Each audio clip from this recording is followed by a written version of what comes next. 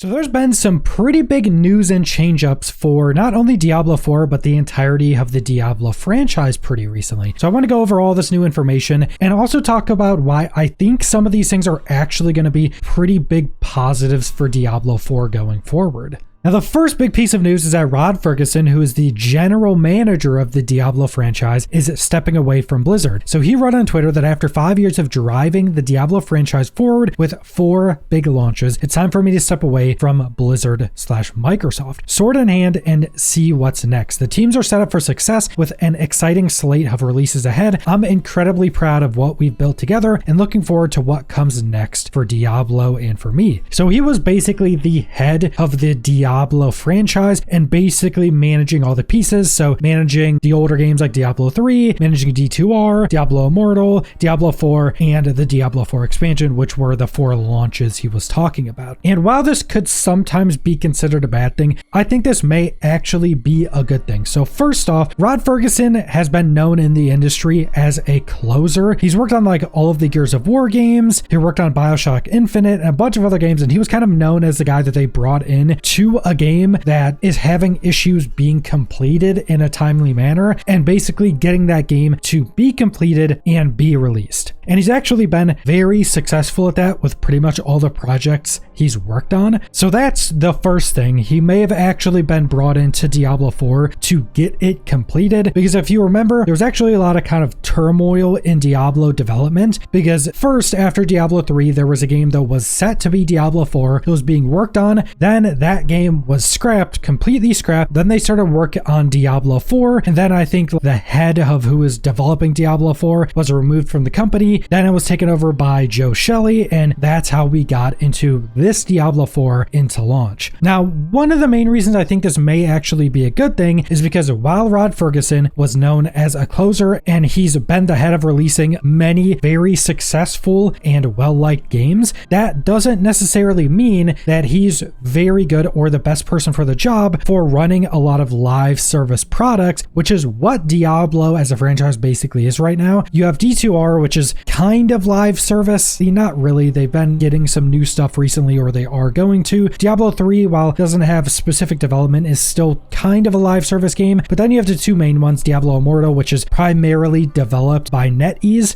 is a full live service game. And then Diablo 4, which is a full live service game. And different people are very much better or worse at running live service products. That's why you actually see a lot of live service games that'll have a lot of like specific people developing it for actually creating the game. Then when it releases, a lot of people, especially creatives, will move on to other projects and not really be part of the live service aspect of that game. It actually happens quite a lot in the industry, and that's just because certain people like developing certain things and are better at it. So Rod Ferguson may just be much better at going into a studio, getting their main product to actually be finished and released. He may not be as good at running these live service types of games, and there may be someone that's just better at that. And one thing I've been seeing, especially as we get into the other news we have for this video, is that a lot of people are thinking that this just randomly came up and that this spells doom for the game. They would have known for months, maybe even like 6 months, that he would be leaving at this point. Higher ups in these big tech companies and in most companies, especially like C-suite and stuff like that as well, don't just leave a company like this without having multiple months or more of time that everybody knows, or at least the higher ups know, that they are going to be leaving. And in most situations, they will have somebody that's being trained to take over their position. Nobody has currently taken over Rod Ferguson's old position. There is a possibility that general manager is just something that they don't need in the game. A lot of other big franchises don't really have a general manager like that. They just kind of have the head of all the different teams. But this is absolutely not something within the company that was a surprise. They would have known for months that this was happening. So any other news based around the game isn't really something that's going to be happening like just because Rod randomly left. Now, the other big piece of news is a follow-up from one of my previous videos where I went over that they were going to be changing up how they do the developer live streams for Diablo 4 going forward, and we got Pez Radar that finally released that post he was talking about. So he says, we want to provide a quick update on our live streams going forward. The TLDR is that we will not be having a live stream for Season 10 PTR, as we are focusing on revamping our live streams going forward, starting with the Season 10 launch. There will be a blog and notes to accompany the Season 10 PTR, so players can expect news on that soon. So basically what he's explaining here is that they are revamping the live streams, but we won't have a season 10 PTR live stream specifically. They will still be having the live stream that they go over prior to a new season launch, that based upon their previous live streams will be re-going over all of the content we're getting with the season and going over their learnings for PTR. So keep in mind, we are not getting the PTR live stream, we're just getting the live stream for the launch of season 10. And that launch of season 10 will be the new live stream format, which in my opinion, hopefully is shorter, kind of more organized. Also, another thing I'll go over in this video, I hope they don't tell us absolutely everything about the new seasons like they have been. But he goes on to say, we have been evaluating feedback from players and internally have been wanting to revamp our live stream formats for quite a while, especially as we head into next year with the new expansion. We still want to have that developer interaction moment where players can hear directly from someone on the team during the PTR, so we plan on shifting our Discord Sanctuary sit down to occur on our PTR patch notes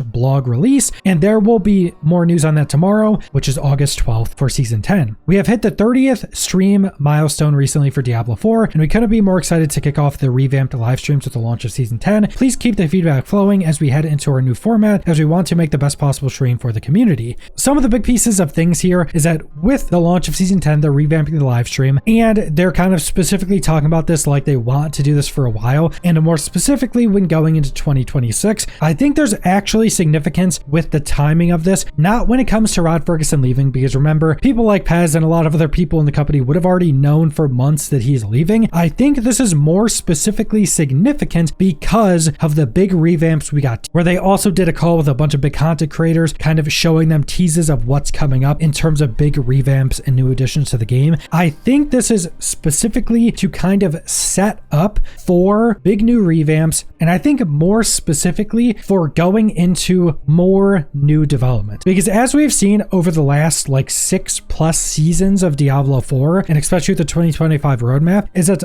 a lot of the new development of Diablo 4 has been put into revamps of old systems. And while all of these I think have generally been better than they were before, this hasn't left a lot of room for specifically new content. A lot of the new stuff we've been getting has just been revamps to old systems with adding in some new stuff to them. And after the revamp coming with season 10 to Infernal Hordes, and after the revamp that seems to be with skill trees probably coming in early 2026, basically all of the big systems of the game will have been revamped. And my big hope, and probably what's going to be happening, is that since they don't have to go back and kind of remake a lot of the main systems of the game, they can just put all of that development into actual new content, which is going to make new seasons in 2026 feel like they have a lot more content, because it's just going to be new content instead of overhauls to old systems basically being the content. And those have been some of my biggest complaints for a lot of the seasons, especially the 2025 seasons, is that while the overhauls to the systems we've been getting have generally been positive and improvements to the game, they haven't taken those far enough in my opinion, and we haven't been getting a lot of specifically new content because all of the development has been in revitalizing or overhauling these old systems. So I think going into 2026, we're going to see a lot more content per season, and more specifically a lot more new content